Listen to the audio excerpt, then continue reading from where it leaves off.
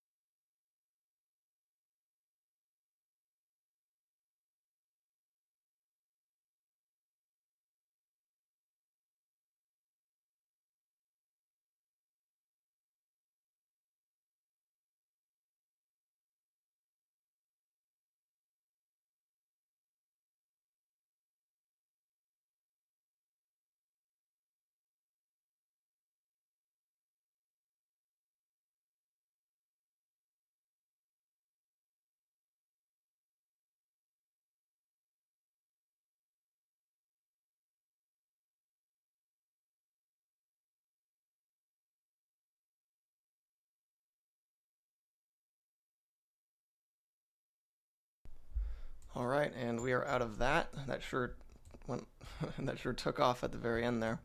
So yeah, again, just oh, I didn't mean to move that there. So we have these two legs up, reacting to this level right here. Looks like a great place to get short, but again, I still wanted to wait on some reaction because of this right here, the possibility of it still retesting it, which it did end up doing.